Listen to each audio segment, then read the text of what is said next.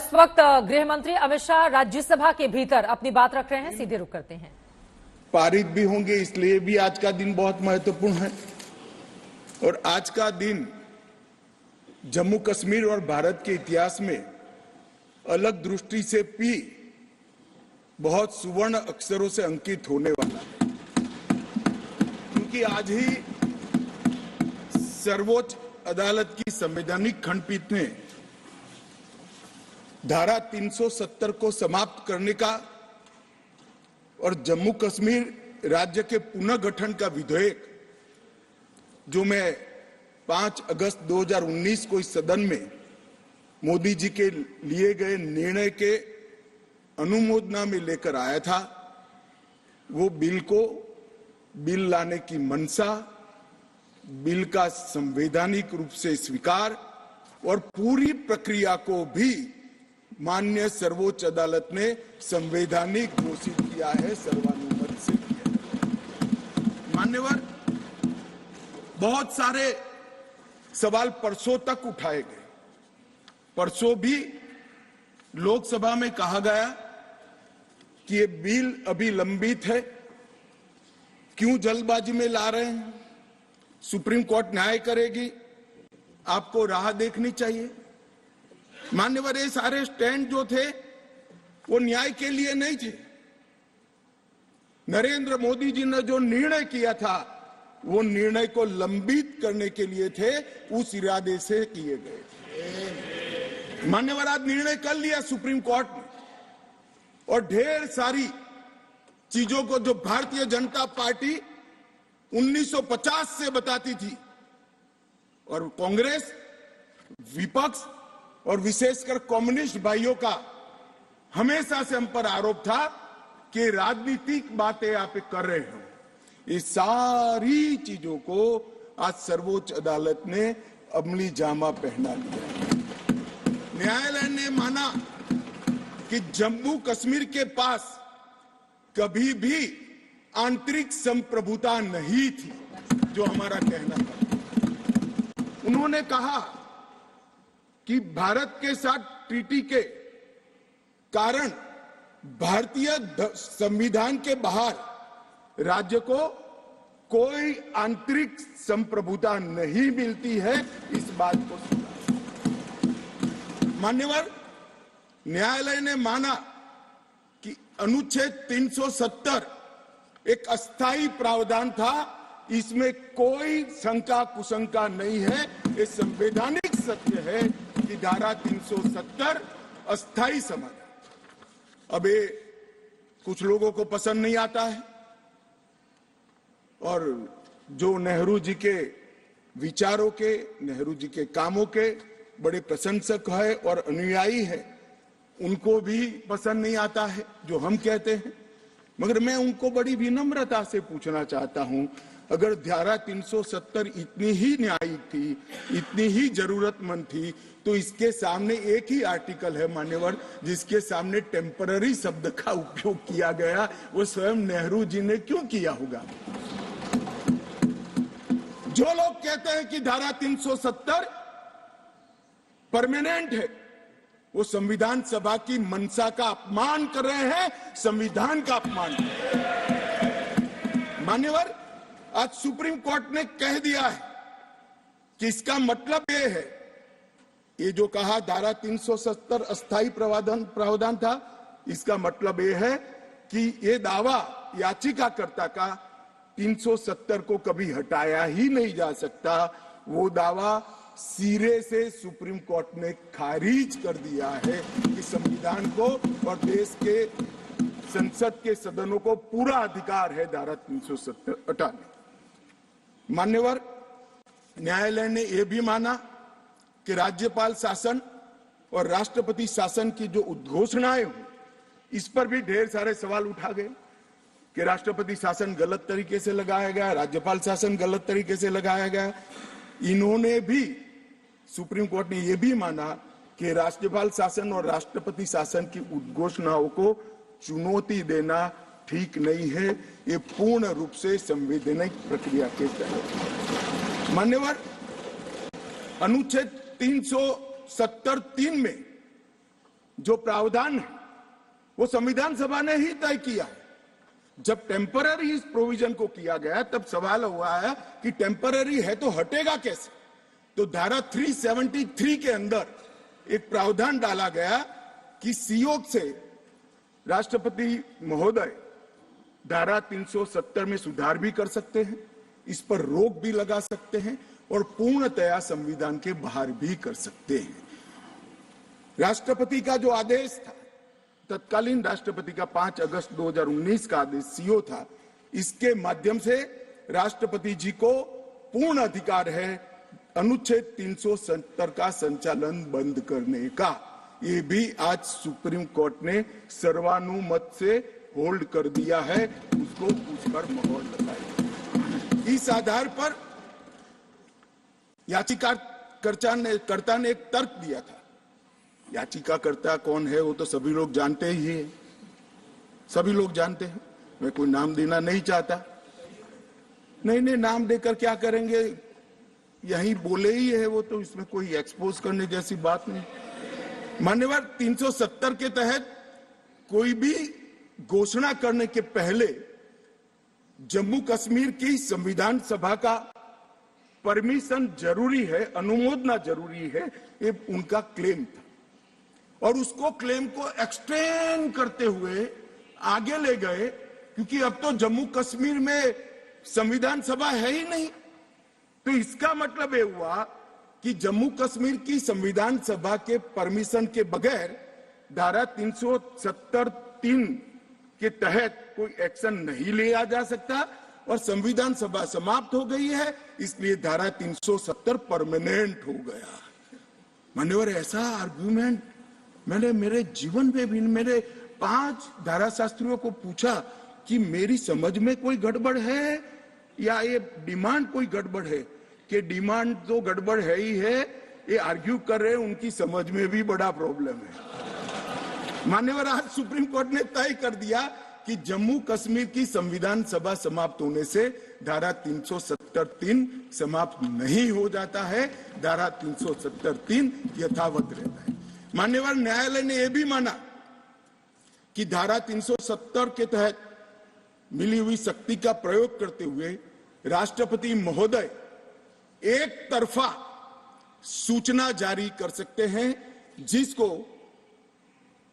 संसद के दोनों सदनों का सादे बहुमत से अनुमोदन चाहिए। ये भी आज सुप्रीम कोर्ट ने मान लिया। जो कहते थे कि राष्ट्रपति महोदय का सीओ ठीक नहीं है, आज उसका भी जवाब माननीय सुप्रीम कोर्ट ने दे दिया है। मान्यवर उपयुक्त बिंदुओं का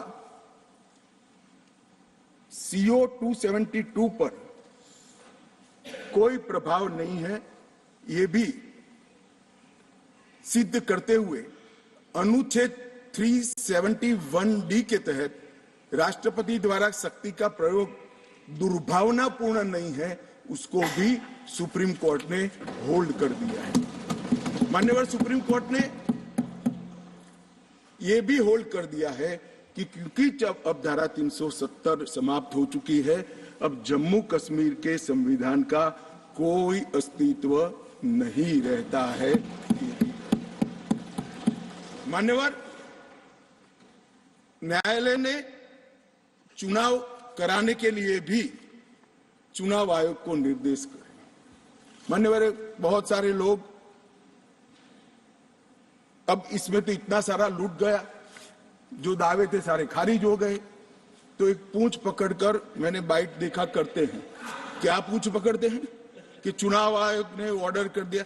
अरे भाई क्या ऑर्डर करा, मैंने स्वयं कहा है कि हम चुनाव कराएंगे, इसमें कौन सी बड़ी बात है। इसी सदन में कहा है, लोकसभा में करा है, एज अ गृह मंत्री ऑन रिकॉर्ड करा है। उन्होंने कहा कि भाई राज्य का स्टेटस वापिस देंगे, तो ये भी मैंने कहा है कि अप्रोप्रिएट टाइम पर राज्य का स्टेटस हम वापिस देंगे। और सुप्रीम कोर्ट ने भी ये जो कहा है उसमें मेरे सदन में के बयान को और सॉलिसिटर जनरल के सुप्रीम कोर्ट के सामने बयान को कोट करते हुए कहा है। अब मुझे कोई समझाए इसमें विजय कहां से हुई। घोर पराजय में विजय कैसे ढूंढना, इसकी कला कोई आप लोगों से सीख ले साहब। इतने बड़े घोर पराजय, विजय कैसे ढूंढना, इसका कोई अभ्यास वर्ग साहब रखना चाहिए साथ में। ये बहुत बड़ी कला है। मैं तो आज अगर उनके जैसे मेरे विचार होते तो एक सुप्रीम कोर्ट के जजमेंट को देखकर डिप्रेशन के मारे 1 महीना सदन में ना आता, मगर ये तो प्रेस कर रहे हैं। और कांग्रेस पार्टी ने आज प्रेस करी मान्यवर, और प्रेस में क्या किया कहा कांग्रेस पार्टी ने? कांग्रेस पार्टी ने ये कहा मान्यवर कि ये जजमेंट आने के बाद भी हम मानते हैं कि धारा 370 को गलत तरीके से हटाया गया है।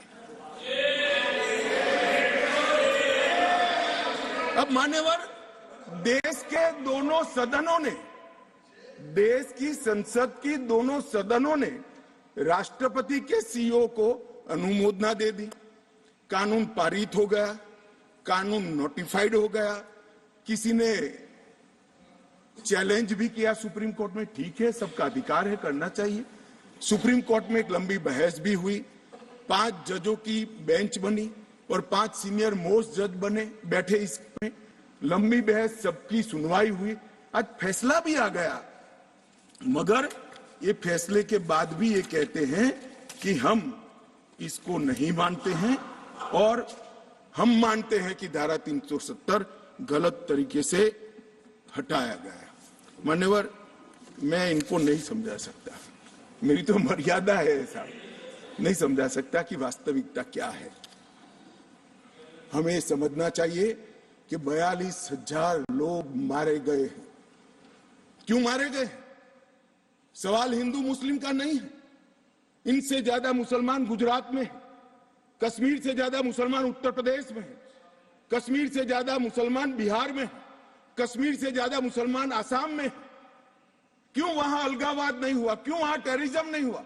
बाउंड्री का भी सवाल नहीं है साहब। कई ऐसे राज्य हैं, राजस्थान की बाउंड्री भी पाकिस्तान से लगती है, गुजरात की बाउंड्री भी पाकिस्तान से लगती। क्यों हुआ?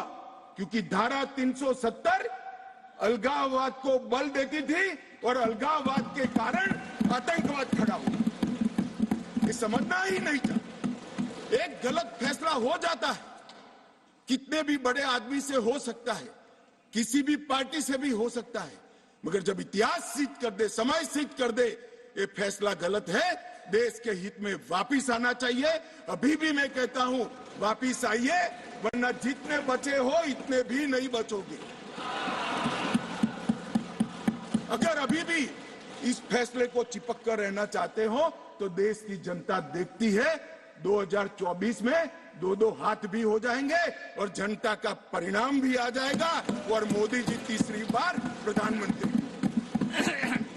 मान्यवर, मैं जिस 2 बिल को लेकर आया हूं वो 2 बिल एक प्रकार से सभी पार्टियों को मैंने सुना है, सर्वानुमत से बिल के तत्व को सबने समर्थन किया है। बिल का जो तत्व है, कंटेन है, इसका किया है। मुझे था कि विकास खड़े हो जाएंगे कि हम अपोज में खड़े हैं, मगर मैं सभी पार्टियों को कहता हूं, तब ये तो काउंट करता हूं कि कम्युनिस्ट पार्टी कभी अच्छे काम का समर्थन नहीं कर सकती है, इसलिए सभी पार्टियों से मेरा मत बाकी दलों से। मान्यवर, कमजोर और वंचित वर्ग ये जो नाम है, किसी भी नागरिक की डिग्निटी को बहुत हर्ट करने वाला नाम है, अंतर की गहराइयों तक दुख खड़ा करने वाला नाम है और बहुत समय से था। आज प्रधानमंत्री जी ने एक जो फैसला लिया है, जिस फैसले को वास्तविक स्वरूप देने के लिए मैं आपके सामने उपस्थित हुआ हूं, इसमें कमजोर और वंचित वर्ग की जगह अन्य पिछड़ा वर्ग ये नाम जोड़ने का फैसला दिया है, जो संवैधानिक ढंग से संवैधानिक शब्द है। मान्यवर, दूसरा बिल जो है वो दूसरा बिल जम्मू कश्मीर में सालों से अलग अलग प्रकार के विस्थापित हुए। मान्यवर, 80 के दशक से आतंकवाद की शुरुआत हुई, 89 से चरम सीमा पर पहुंचा। ढेर सारे कश्मीरी हिंदू, विशेषकर कश्मीरी पंडित और ढेर सारे सिख भाई घाटी छोड़कर पूरे देश भर में बिखर गए। जम्मू में गए, बेंगलुरु गए, गुजरात गए, दिल्ली गए, फरीदाबाद गए, देश भर में बिखरे। सभी राज्यों ने उनकी आवभगत भी की, सभी राज्यों ने उनको रिजर्वेशन भी दिया, कई राज्यों ने उनको नौकरी में प्रायोरिटी दी भी। कश्मीरियों को गले लगाने का काम पूरे देश ने किया है, पूरे देश की जनता ने। मान्यवर, वो बिखरे और ऐसे बिखरे कि अपने ही देश में वो विस्थापित हो गए, निराश्रित हो गए। जिनके पास अरबों खरबों की संपत्ति थी, वो दर दर की ठोकरे खाने के लिए मजबूर हो गए। मान्यवर, उन लोगों को सम्मान देने के लिए, और ये आंकड़ा कोई छोटा मोटा आंकड़ा नहीं है, 46,631 परिवार जो रजिस्टर्ड है वो वहां से विस्थापित हुए हैं, और 1,57,967 लोगों ने हमारे बहुत प्रयास के बाद 19 के बाद हमने एक अभियान चलाया, हर शहर में जाकर एडवर्टाइज दिया है, ऑनलाइन रजिस्ट्रेशन हो गया है, और इतने लोग अब तक रजिस्टर्ड हुए। तनख्वाह साहब ने कहा कि बहुत सारे हैं, करना चाहिए। मैं तो उनको निमंत्रित करता हूं, तनख्वाह साहब आप जितने भी छूट गए इसकी सूची लाइए, आधी सेकंड में मैं रजिस्टर कर आपको एक्नॉलेजमेंट। मान्यवर, ऑनलाइन प्रक्रिया है, और मैं आज इस महान सदन के माध्यम से देश भर में बिखरे पड़े कश्मीरी पंडित और अन्य विस्थापितों को कहना चाहता हूं, नरेंद्र मोदी सरकार आपको न्याय देने के लिए कमिटेड है। आप मुझे लिखिए, कश्मीर सरकार को लिखिए, किसी भी विज्ञ के बगैर आपका रजिस्ट्रेशन कर दिया जाएगा। आप मतदार भी बनोगे, चुनाव भी लड़ पाओगे, और जम्मू कश्मीर के अंदर आप मंत्री बनकर भी जा सकते हो। आपको पूरा। मान्यवर, 3 युद्ध भी हुए, 1947 में और 48 में युद्ध हुआ। 31,779 परिवार आज के पाकिस्तान अधिकृत कश्मीर से शरण लेकर भारत में आए। इनमें से 26,319 परिवार तत्कालीन जम्मू कश्मीर राज्य में बसे, और शेष 5,460 परिवार अन्य भागों में बसे। दूसरा युद्ध हुआ 65 और 71 का, और छम्ब और नियाबत क्षेत्र से लगभग 10,065 परिवार विस्थापित हुए।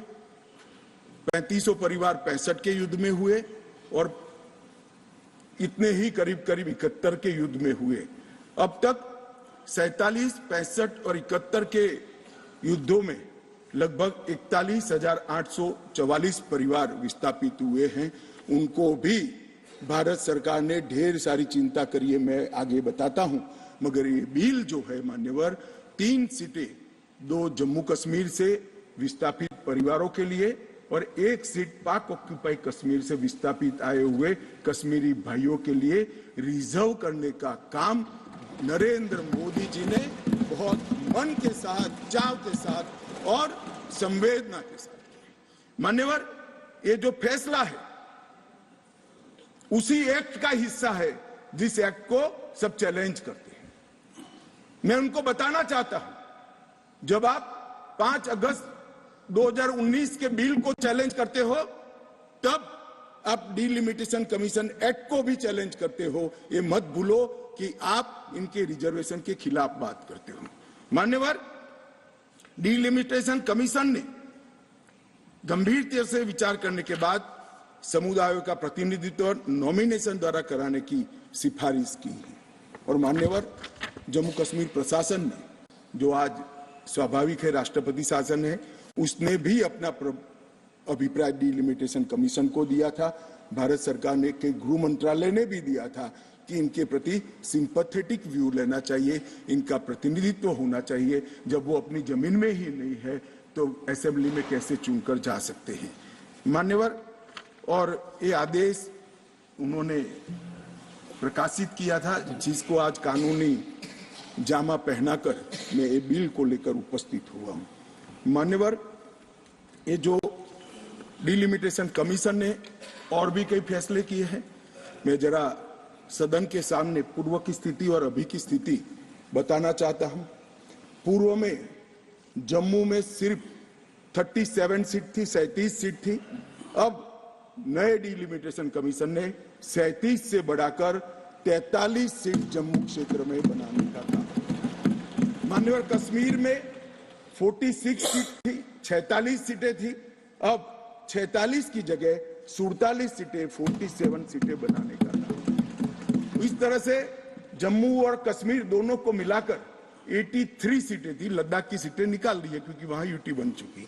83 सीटें थी, उसकी जगह 90 सीटें अब डिलिमिटेशन कमीशन ने करी है, जिसको भारत सरकार ने माना है। और पाक ऑक्यूपाई कश्मीर की 24 सीटों को आरक्षित रखा गया है क्योंकि हम अभी भी मानते हैं, कोई जिसको जो बोलना है वो बोले। इस सदन में बोला हुआ शब्द इतिहास बनता है। मैं आज फिर से कहना चाहता हूं, पाक ऑक्यूपाई कश्मीर भारत का है, हमारा है और हमसे कोई नहीं चाहता। मान्यवर, हमने 24 सीटें पाक ऑक्यूपाई कश्मीर के लिए सुनिश्चित की है। मान्यवर, अब तक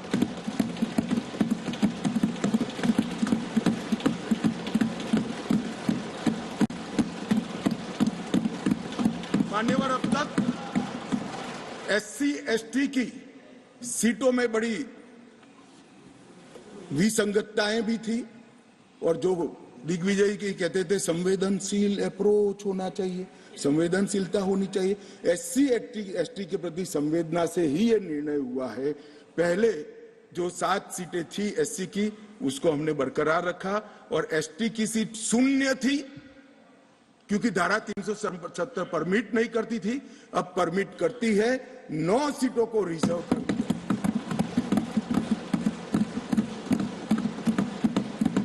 अरे जो कह रहे थे हमारे डॉक्टर साहब कि गुर्जर बकरवालों ने इस देश को बचाया है, मैं सदन में इस देश के गृह मंत्री के नाते कहना चाहता हूं, मान्यवर, कभी भी युद्ध हुआ, कभी भी आतंकवादियों ने पैंतरे रचे, मेरे गुर्जर बकरवाल भाइयों ने भारत के तिरंगे को ऊंचा रखा।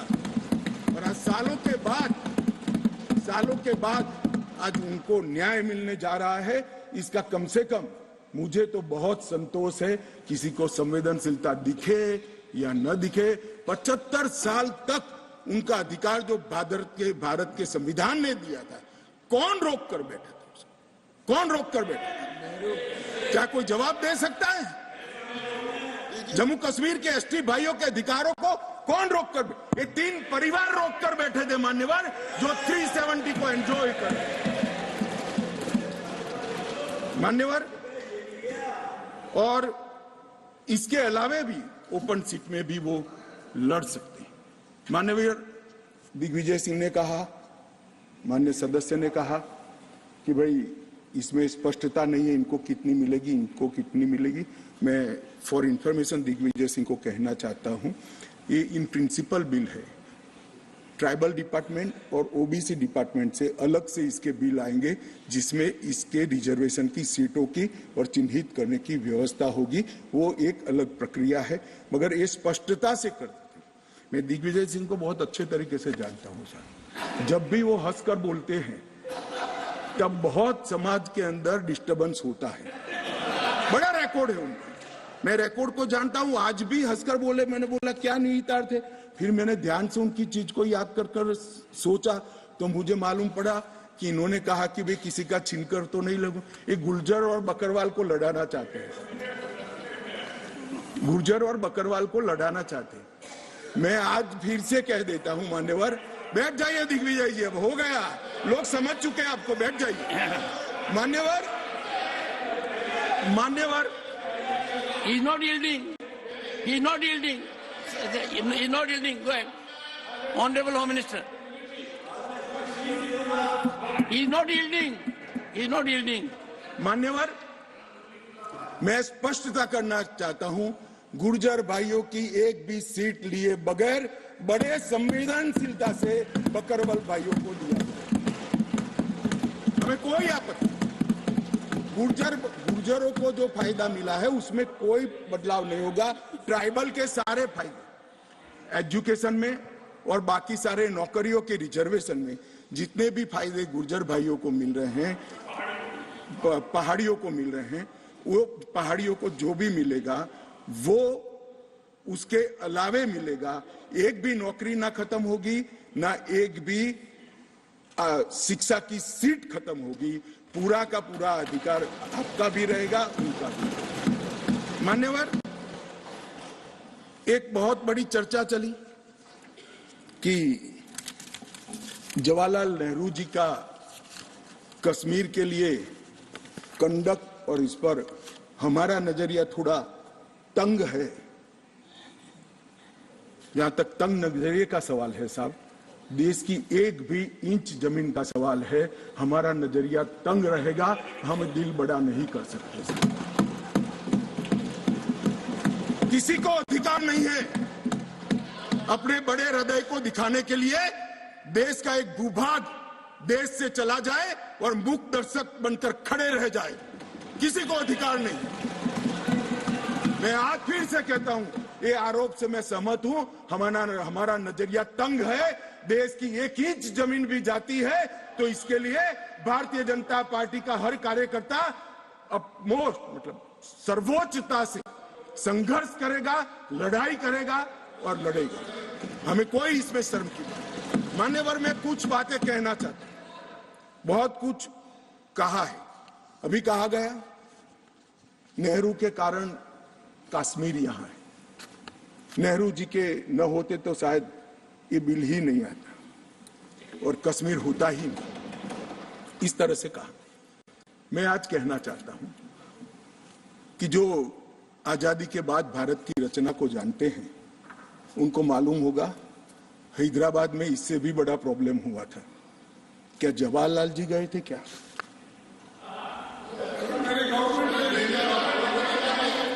तो यहां गवर्नमेंट नहीं, यहां नेहरू। क्या कर रहे हो खड़गे जी? अभी भी वापस आओ।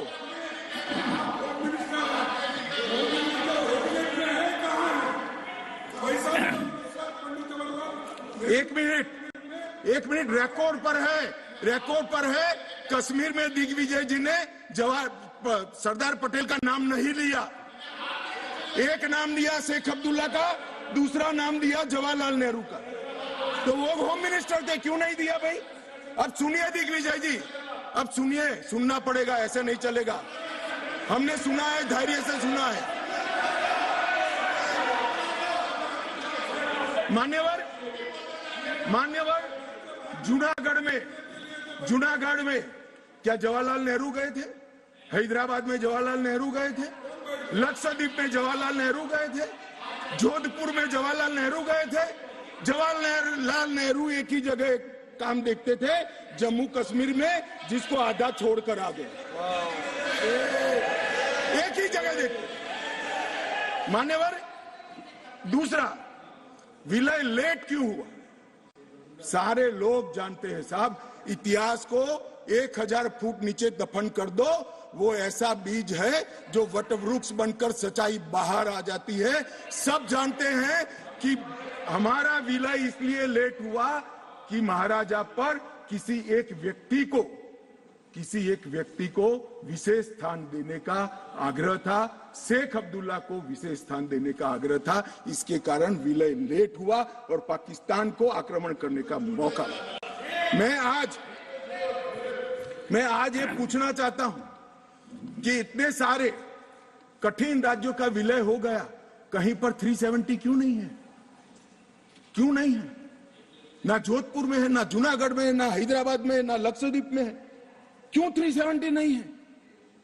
कि संवेदनशील हृदय के कारण 370 है। संवेदनशील हृदय। मान्यवर, कंडीशन किसने रखी? किसने स्वीकार की? इतिहास जवाब मांगता है, देश की जनता जवाब मांगती है, जवाब देना पड़ेगा, भाग नहीं सकते इतिहास से कोई। मान्यवर, सेना भेजने में देरी क्यों हुई? और ये कहते हैं कि इसके बाद भी देरी हुई है। मैं साहब एक रेफरेंस सैम मानेकशॉ का देना चाहता हूं। फील्ड मार्शल सैम मानेकशॉ तब डायरेक्टर ऑफ मिलिट्री ऑपरेशंस थे। उन्होंने एक जगह पे कहा है कि कबीलाई हमलावर आक्रामक और लूट मचा रहे थे, तब चर्चा में ही व्यस्त थे। मैं व्यक्ति का नाम देना नहीं चाहता वरना खड़े हो जाएंगे। तब एक मीटिंग में सैम मानेकशॉ मौजूद थे। सरदार पटेल जी ने नेहरू जी को कहा, जवाहर आप कश्मीर चाहते हो या नहीं चाहते हो, देरी क्यों हो रही है? तब जाकर सेना भेजने का निर्णय हुआ है। जवाब देना पड़ेगा। नहीं दिग्विजय भाई ऐसे मत करें, मैं भेज दूंगा आपको, पुस्तक ही भेज दूंगा। मान्यवर Honorable Home Minister is not yielding. He is not yielding. Honorable Home Minister is not yielding. मान्यवर एक बात सर्वविदित है, अगर असमय सीज फायर नहीं होता, सीज फायर असमय नहीं होता तो आज पाक ऑक्यूपाई कश्मीर नहीं होता। अब पत्रों का जिक्र कर रहे हैं, किसी अंग्रेज सेनापति ने देखा, मैं जरूर देखूंगा इसको, अगर लिखा है तो देखना चाहिए। परंतु अफसर कुछ भी कहे, देश का प्रधानमंत्री का देश की जमीन के लिए संवेदनशीलता होना चाहिए या नहीं होना चाहिए? इतना छोटा सवाल है। हमारी सेना जीत रही थी, वो भाग रहे थे, 2 दिन रुक जाते, पूरा पाक ऑक्यूपाई कश्मीर तिरंगे के तले आ जाता। क्यों किया? दूसरा, क्यों मामले को यूएन में ले जाया गया? अब ये सारी चीजों को आप कहते हैं कि रेफरेंस लाइए, रेफरेंस लाइए। मान्यवर मुझे मालूम था दिग्विजय सिंह, हाँ करता हूं, बैठिए, मुझे मालूम था साहब ये खड़े हो जाएंगे, इसलिए मैं लेकर आया। मैं एक कोट अनकोट पढ़ता हूं। यूनाइटेड नेशन के अनुभव के बाद मैं इस निष्कर्ष पर पहुंचा हूं कि वहां से कुछ संतोषजनक नतीजों की उम्मीद नहीं की जा सकती। मुझे सीज फायर करना अच्छा फैसला लगा, लेकिन इस मसले को ठीक से हम नहीं निपट पाए, नहीं परख पाए। हम सीज फायर पर और विचार करके बाद में निर्णय करना चाहिए था। हालांकि ये सब भूतकाल की गलतियां हैं। ये जो कोट है किसी और का नहीं है, जवाहरलाल नेहरू का है। अब उनको तो मानोगे या नहीं मानोगे कि उन्होंने गलती की है, स्वीकार करी है। और साहब एक मिनट, सोर्स भी बता देता हूं, Nehru memorial museum and library, Jawaharlal Nehru connection, JNSG 143 part 1। और उस वक्त जब अरे भाई स्वयं नेहरू कह रहे हैं मेरी गलती थी, क्यों इतना पकड़ कर रखा है पूंछ? मान्यवर, और चलो संयुक्त राष्ट्र में जाना भी था तो अनुच्छेद 51 में क्यों ले गए, जहां भारत के अधिकार सीमित होते थे? अनुच्छेद 35 में जाते तो भी हमें कोई दिक्कत नहीं होती। ये भी एक बहुत बड़ा गलत फैसला था। और मैं बताता हूं मान्यवर, एक कहते हैं कि धारा 370 निरस्त कर दी। अगर कल को ये 40 साल के बाद, जोर से बोले मनोज झा जी, 40 साल के बाद, क्योंकि ये मानते हैं कि 40 साल के बाद मैं नहीं हूंगा, मैं तो 60 का हो गया, मेरा आयु 40 साल का हो ही नहीं सकता। वो कहते हैं 40 साल के बाद इतिहास पूछेगा तो कौन रिस्पॉन्ड? मैं बताता हूं 2 सदी तक अगर धारा 370 का फैसला गलत है तो मेरी सरकार का है, मेरा फैसला। प्रधानमंत्री नरेंद्र मोदी जी ने यह फैसला लिया है। ना मोदी जी इस फैसले से भाग सकते हैं, ना हमारी कैबिनेट भाग सकते हैं, और ना हमारा पार्टी भाग सकता है। रिस्पॉन्सिबिलिटी ऑन करनी पड़ती है। जब इमेज बिल्डिंग के लिए बड़े बड़े फैसले लेते हैं, संवेदनशील दिमाग से फैसले लेते हैं, तब इसको ऑन भी करना पड़ता है और देश को जवाब भी देना पड़ता है। इस तरह से नहीं चलता है इतिहास। और इतिहास, मेरी बात आज भी मानकर चलिए दिग्विजय सिंह, इतिहास किसी को नहीं बख्शता है, किसी को नहीं बख्शता है। मान्यवर, आज जो बिल लेकर मैं आया हूं, काफी लोगों ने पूछा कि क्या बदलाव आया है।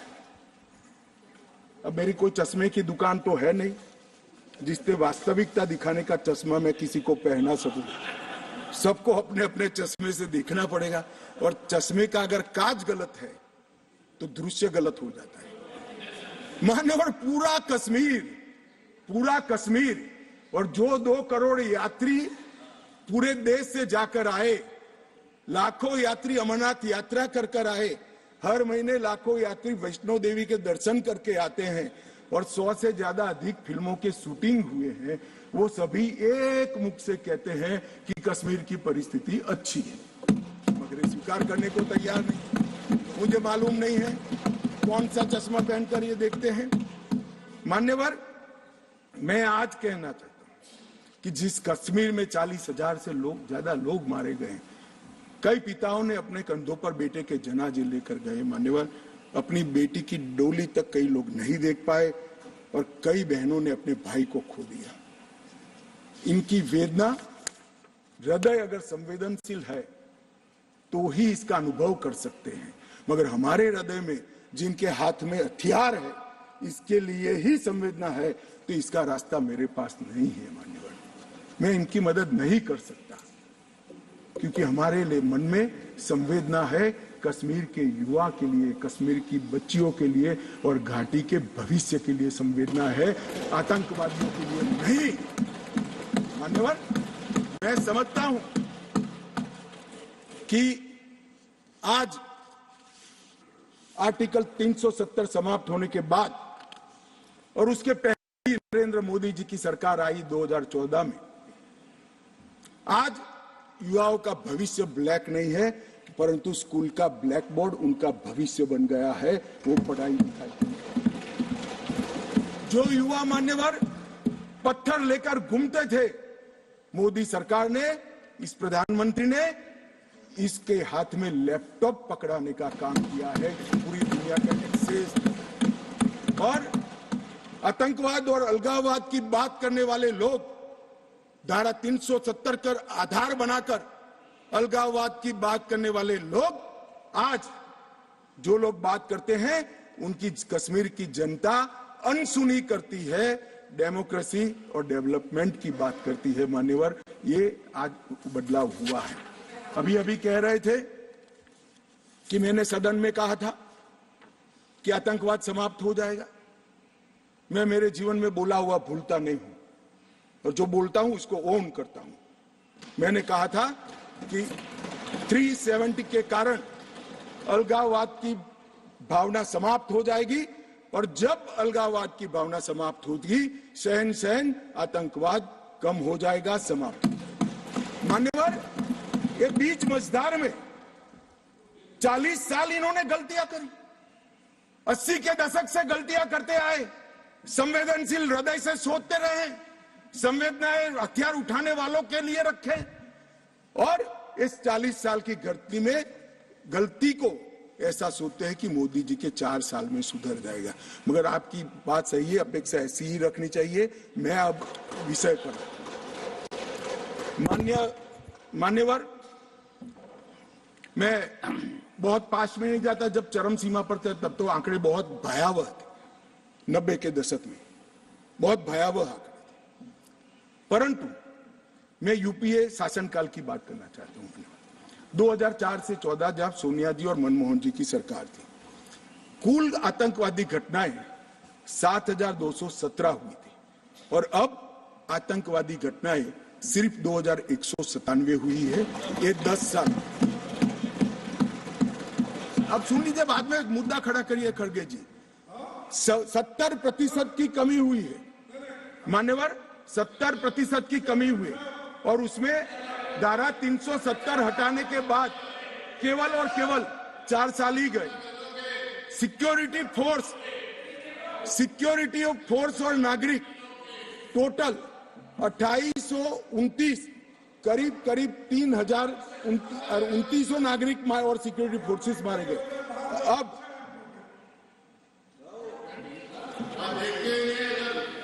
मान्यवर, 3,000 नागरिक उस वक्त 4 से 14 में मारे गए, 14 से 23 में 891 नागरिक मारे गए, 70% की कमी।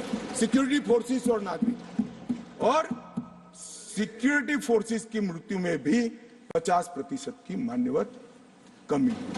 ये कह रहे हैं कि क्या हुआ है, मैं आंकड़े बताना चाहता हूं और मनोज जी खास देखे। आत्मा है तो अंधेरे में टटोल कर सुने, सोचे और विचार परिवर्तन होता है तो ईश्वर के लिए करे। मान्यवर, ऑर्गेनाइज्ड टाउन पेल्टिंग 2010 में 2654 घटनाएं थी। 2023 में सिर्फ 4 साल हुए हैं, एक भी पथराव की घटना नहीं हुई, एक भी नहीं। स्टोन पेल्टिंग में नागरिकों की मृत्यु 2010 में 112 हुई थी, क्योंकि स्टोन पेल्टिंग ही नहीं हुई है तो मृत्यु भी नहीं हुई, 0 मृत्यु हुई। मान्यवर, स्टोन पेल्टिंग में जख्मी नागरिकों की मैं बात करता हूं, सिक्योरिटी फोर्स नहीं, नागरिक जो घाटी के हैं वो 6235 थे, क्योंकि स्टोन पेल्टिंग नहीं हुई है, 0 जख्मी है। अरे भैया, इनको दिखाई नहीं देता है। सीज फायर वायलेशन की घटनाएं 2010 में 70 थी और 2023 में 6 हुई। घुसपैठ के प्रयास 489 थे, सिर्फ 48 हुए हैं। मान्यवर, वापिस लौट गए आतंकवादी 18 थे 2010 में, अभी 281 आतंकवादी घाटी छोड़कर। ये संवेदनशीलता का नमूना है नागरिकों के प्रति। मान्यवर, मैं आज बताना चाहता हूं आपको, इसलिए बताना चाहता हूं कि हमने सिर्फ टेररिज्म के खिलाफ आवाज नहीं उठाया है, टेररिज्म के खिलाफ आवाज नहीं उठाया, इस पर आक्रामक कार्यवाही करी, ऐसा नहीं है। हमने टेररिज्म की इको सिस्टम को खत्म करने का काम किया। जो टेररिज्म को फाइनेंस करते थे उन पर भी काम किया है। एनआईए द्वारा टेरर फाइनेंस के केस 32 रजिस्टर किए गए 2014 के पहले, एक भी केस। स्टेट इन्वेस्टिगेशन एजेंसी ने टेरर फाइनेंस के केस 51 रजिस्टर किए, पहले स्टेट इन्वेस्टिगेशन एजेंसी की जरूरत ही महसूस नहीं की गई थी। और मान्यवर, 229 टेरर फाइनेंस केस में अरेस्ट हुई है, 150 करोड़ की प्रॉपर्टी सीज हुई है, 57 प्रॉपर्टी सीज हुई है, और एसआईए द्वारा 134 बैंक अकाउंट में लगभग 100 करोड़ से ज्यादा रकम को फ्रीज करने का काम नरेंद्र मोदी। ये जो कह रहे हैं क्या बदलाव आया, मैं दिखाता हूं बदलाव क्या आया। मान्यवर, आज मैं इतना कह रहा हूं कि हमने एक बहुत बड़ा कठोर निर्णय सुरक्षा की दृष्टि से हमने उठाए हैं। मान्यवर, मैं आज बताना चाहता हूं, पहले 2014 के पहले और आर्टिकल 370 नाबूद होने के पहले आपने देखा होगा आतंकवादियों के जनाजों में 25-25 हजार की भीड़ आती। मैं सभी सदस्यों को कहना चाहता हूं, एक भी दृश्य अभी देखा है 370 के बाद? ना, कोई नहीं करता सर, क्योंकि हमने निर्णय किया है जो भी आतंकवादी मारा जाएगा उसी जगह पे संपूर्ण धार्मिक सम्मान और रीति रिवाज के साथ वहीं दफना दिया जाएगा। स्टोन पेल्टिंग क्यों कम हुई? जितनी नौकरियों की एडवर्टाइज है, इसमें सरकार ने तय कर लिया है कि स्टोन पेल्टिंग का एक भी केस अगर रजिस्टर है तो वो परिवार में से किसी को नौकरी नहीं मिलेगी। क्यों ये विदेश भागकर आतंकवाद करते हैं वो लोग डरे हैं? क्योंकि हमने तय किया है जिसका परिवार का जन पाकिस्तान बैठकर आतंकवाद को प्रोत्साहन देता है उसके परिवार में किसी को नौकरी नहीं मिलेगी। मान्यवर, हमने तय किया है कि जो टेलीफोन रिकॉर्ड के आधार पर प्रस्तापित होता है कि किसी का परिवार का व्यक्ति लिप्त है आतंकवाद को बढ़ावा देने में, तो नौकरी में है तो भी उसको डिसमिस करने के सर्विस रूल्स हमने बनाए। मान्यवर, जीरो टेरर प्लान और कंप्लीट एरिया डोमिनेशन के माध्यम से पूरे टेररिस्ट प्रभावित क्षेत्र को आज हमने सुरक्षित करने का काम किया है। मान्यवर, आज मैं कहना चाहता हूं, जेल अड्डा बनकर पड़ी रही थी। नरेंद्र मोदी सरकार ने जेलों के अंदर जैमर लगाकर सख्ती लगाने का काम किया है और 105 करोड़ की लागत से एक नई जेल बन रही है जो सिर्फ टेररिस्टों के लिए बनेगी। मैं विश्वास के साथ कहता हूं, वो जेल की सुरक्षा कोई भेद नहीं पाएगा और टेररिज्म के अंदर कोई अपना योगदान नहीं देगा। मान्यवर, बार काउंसिल में भी जो समर्थक थे उनको भी संदेश कर दिया गया है और रोजगार पासपोर्ट और गवर्नमेंट कॉन्ट्रैक्ट के लिए भी हमने ढेर सारी चीजें करी हैं। मान्यवर, आदत पड़ गई थी, हमले हो तो बुला देना, इधर उधर कोई बड़ा एक्शन ले लेना जिससे दूसरे दिन के अखबार के टाइटल बदल जाए। हम छिपाने में विश्वास नहीं करते हैं मान्यवर। हमारे समय में भी हमले हुए शुरू में, क्योंकि पुरानी आदत पड़ी थी। उरी में भी हुआ, पुलवामा में भी हुआ। हमने सर्जिकल स्ट्राइक और एयर स्ट्राइक कर कर घर में घुसकर जवाब देने का है। हमें संवेदनशीलता कश्मीर के युवाओं के लिए, मगर संवेदनशीलता की व्याख्या टेररिज्म के लिए नहीं। माफ करना दिग्विजय जी, टेररिस्टों के लिए हमारे मन में कोई संबंध नहीं। हथियार डाल दे, मेन स्ट्रीम में आए, स्वागत है उनका। मैं आज भी कहता हूं, नॉर्थ ईस्ट में कई लोग हथियार डालकर मेन स्ट्रीम में आए हैं। अगर कश्मीर में भी युवा भले हाथ में हथियार पकड़ा हो, हथियार डाल दे, कानून की अदालत के शरण में आए, हम उसका स्वागत करते हैं। संवेदना से हमारा हृदय भरपूर। मान्यवर, हमने जो किया है वो युवाओं के लिए किया है। मान्यवर, ये लोग पूछते हैं कि क्या हुआ। हमने धारा 370 और 35A को हटा दिया। मान्यवर, धारा 370 और 35A कश्मीर के लोगों को तो अन्याय करती ही थी, मगर देश के आत्मसम्मान को भी ठेस पहुंचा। ये सिर्फ कश्मीरी लोगों का सवाल नहीं था, मनोज जाजिब, कश्मीरी लोगों का सवाल नहीं था, 130 करोड़ लोगों का सवाल था। हमारे स्थापक नेता श्यामा प्रसाद मुखर्जी ने उस वक्त सवाल उठाया था और नेहरू जी की मिनिस्ट्री छोड़ दी थी कि एक देश में 2 विधान, 2 प्रधान और 2 निशान कैसे हो सकते हैं। नहीं हो सकते, और इसलिए इन्होंने इस पर आंदोलन किया और उनकी शंकास्पद मृत्यु हो गई और वो शहीद हो गए। मान्यवर, आज मुझे आनंद है, कश्मीर के लिए मरने वाला हर फौजी, छोटे से छोटा व्यक्ति, नागरिक से लेकर श्यामा प्रसाद मुखर्जी तक, जिनने बलिदान दिया है, वो सभी लोगों की आत्मा आज इस देश में से 2 विधान, 2 निशान और 2 प्रधान समाप्त कर संतुष्टि का सांस लेगी। आज सुप्रीम कोर्ट का फैसला मान्यवर ऐतिहासिक फैसला है और ये फैसले को मैं बहुत मन के साथ 130 करोड़ की जनता की ओर से स्वागत भी करता हूं और अभिनंदन। मान्यवर, आज एक संविधान, एक राष्ट्रध्वज और एक प्रधानमंत्री बन चुका है।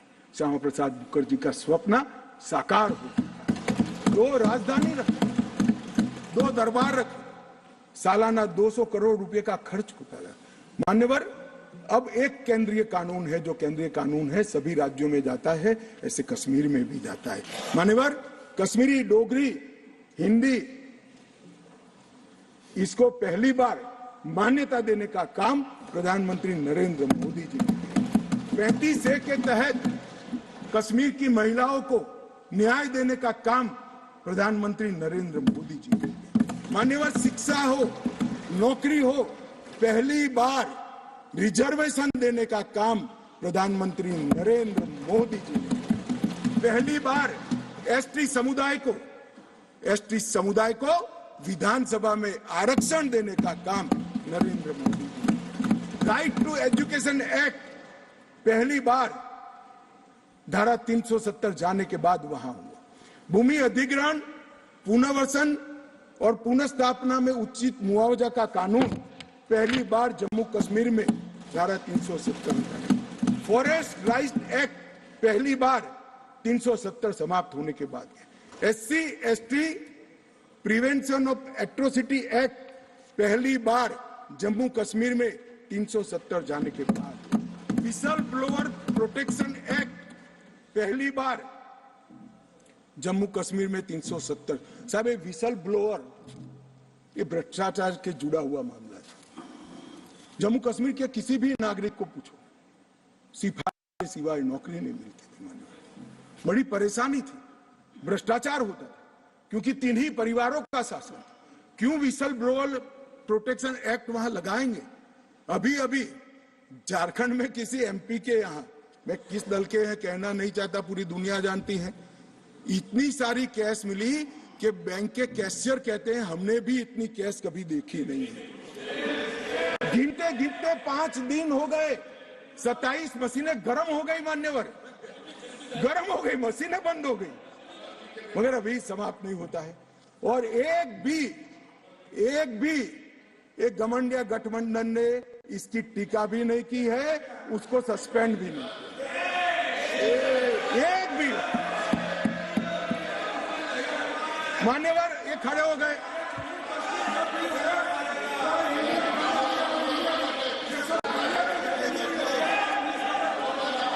चलो इंडिया अलायंस ने, मान्यवर इंडिया अलायंस ने इसकी टीका भी नहीं की।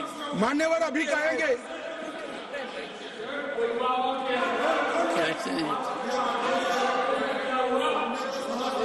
Correction is elected, but take it. मान्यवर मुझे मालूम है नहीं बैठेंगे, क्योंकि ओबीसी को सम्मान देना है, महिलाओं को रिजर्वेशन देना है, ये नहीं बैठेंगे, मुझे पूरा भरोसा है। वॉकआउट करेंगे। कितनी भी कटु बात को हम सुन लिए, अब आप जवाब नहीं सुनोगे, क्या बात है? 6 घंटे तक मैंने सुना है आपको, कैसे ना नहीं सुनोगे मुझे?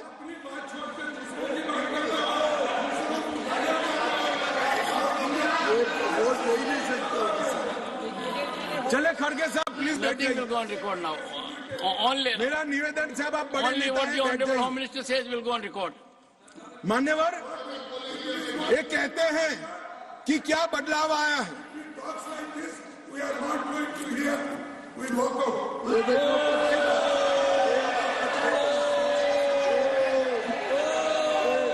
ओबीसी बोलिए साहब, ओबीसी बोलिए,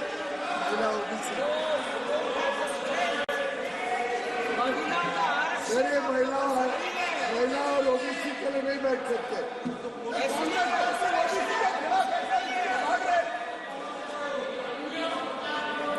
मान्यवर बहुत सारे पीयूष भाई जैसे भले हृदय के लोगों को था कि ये जवाब सुनेंगे, मैं इनकी ऑफिस में कॉफी पीने के लिए गया, मैंने कहा नहीं सुनेंगे। तो पीयूष भाई ने मुझे पूछा क्यों नहीं सुनेंगे, मैं कोई कांग्रेस पार्टी ओबीसी विरोधी पार्टी है, इसलिए निश्चित इन्होंने काका काललकर कमीशन के रिपोर्ट को दबा कर रखा, इन्होंने मंडल कमीशन के रिपोर्ट को दबा कर रखा, इन्होंने ओबीसी आयोग को संवैधानिक मान्यता नहीं दी, इन्होंने ओबीसी के बच्चों को केंद्रीय पूल में रिजर्वेशन का अधिकार नहीं दिया, और इन्होंने ओबीसी का हमेशा विरोध करने का काम किया है। अभी अभी इनके नेता को किसी एनजीओ ने लीक कर दिया है, अर्थ मालूम है या नहीं है मालूम नहीं, कभी पूछ ले कोई फुल फॉर्म तो तकलीफ आ जाए मान्यवर, परंतु अभी एक लीक कर दिया है तो ओबीसी ओबीसी ओबीसी। तो एक पत्रकार मुझे कह रहा था इतना बोले मैं कि इसकी एक तिथि होती है 180 दिन, पहली बार कब मिले बोले वो देख लेना, 180 दिन के बाद विषय बदल जाएगा। इसमें कुछ मन से नहीं होता है साहब। पूरा जीवन इनके पिताजी ने संसद के लोकसभा में खड़े रहकर मंडल कमीशन को लागू करने का विरोध कर दिया, वो आज ओबीसी की बात कर रहे हैं। मुझे तो भरोसा साहब नहीं बैठेंगे, मगर साहब ये पूछ रहे थे क्या परिवर्तन आया है। मैं आज उनको कहना चाहता हूं कि मुरली मनोहर जी राष्ट्रीय अध्यक्ष थे, नरेंद्र मोदी जी हमारी यात्रा के संयोजक थे, लाल चौक में तिरंगा फहराना था, हम सभी गए थे, हमें जाने नहीं दिया। मोदी जी और कुछ लोग जान की परवाह करे बगैर गए और तिरंगा फहराया। तिरंगा फहराने के लिए भारत के हिस्से पर सेना को दखल करना पड़ता था, वही लाल चौक में 26 जनवरी को घर घर तिरंगा फहरा गया। मान्यवर कहते हैं क्या परिवर्तन आया है। 30 साल से थिएटर बंद थे, थिएटर नहीं चलते थे कश्मीर में, क्यों नहीं चलते थे मैं इसकी मीमांसा में नहीं जाना था, परंतु आज कश्मीर में 3 थिएटर चालू हो गए हैं और 18 थिएटर घाटी में खुलने के इंतजार कर रहे हैं और कई लोगों ने लोन का एप्लीकेशन किया। मान्यवर शूटिंग नहीं होता था, 21 से अब तक 24 तक 100 शूटिंग हो चुके हैं मान्यवर, 100 शूटिंग हो चुके हैं मान्यवर।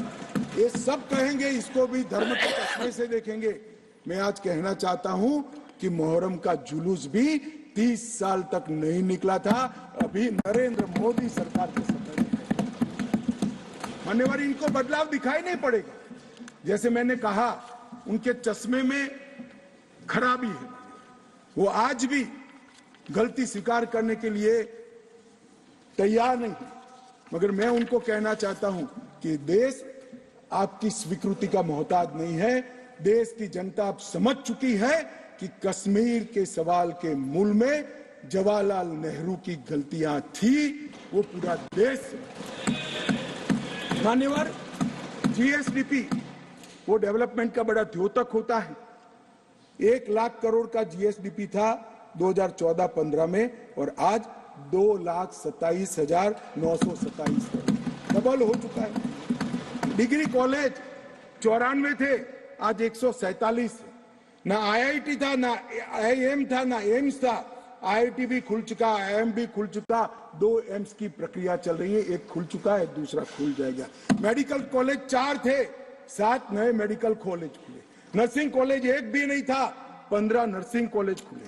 मेडिकल सीट 500 थी, आज 1300 मेडिकल सीटें हैं। पीजी मेडिकल सीट 367 थी 70 साल में, आज 297 नई जोड़ने का काम नरेंद्र मोदी सरकार ने किया। मिड डे मील के तहत सिर्फ रिकॉर्ड पर, करप्शन तो जो होता होगा, रिकॉर्ड पर 6 लाख बच्चों को भोजन मिलता था, आज 9,31,000 बच्चों को भोजन मिलता है मान्यवर। और मान्यवर, 30 लाख से टूरिस्ट का आंकड़ा 2 करोड़ पार कर गया। मान्यवर, ये बताता है कि घाटी में ठीक है। 1485 से अधिक होम स्टे, अभी बताया जांगड़ा जी ने कि पहचान छुपा कर जाना पड़ता था, अच्छी गाड़ी में नहीं बैठ सकते थे, परिचय नहीं दे सकते थे। यहाँ घाटी के मुसलमान भाइयों के वहां होम स्टे चल रहा है, और गुजरात, महाराष्ट्र, बंगाल से जाने वाले व्यक्ति इनके घर में रहकर खाना खाकर घाटी का लुत्फ लगभग 10,000 बिस्तर होम स्टे के अंदर हो गए मान्यवर।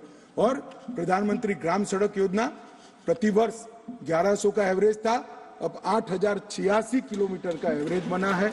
47 स्मार्ट सिटी के तरफ योजनाएं थी, आज 173 है। प्रधानमंत्री आवास सिर्फ 24,000 बने थे, आज 1,45,000 बने हैं। घरेलू नल कनेक्शन सिर्फ 7,82,000 थे, आज 13,54,000 बने हैं। गठित की गई सेल्फ हेल्प ग्रुप 4,000 थी, आज 19,000 है। माननीय, शिशु मृत्यु दर जो सबसे कठिन हेल्थ पैरामीटर है, इसका गिरावट बहुत कठिनता के साथ होता है। जो हेल्थ के पैरामीटर्स को जानते हैं उनको मालूम होगा। 1,000 पर 22 शिशु मारे जाते थे, आज 1,000 पर सिर्फ 16 शिशु मारे जाते हैं। 47 जन औषधि केंद्र थे, आज 227 जन औषधि केंद्र वहां पर स्थापित हो चुके हैं। मान्यवर, इनको दिखाई नहीं पड़ेगा।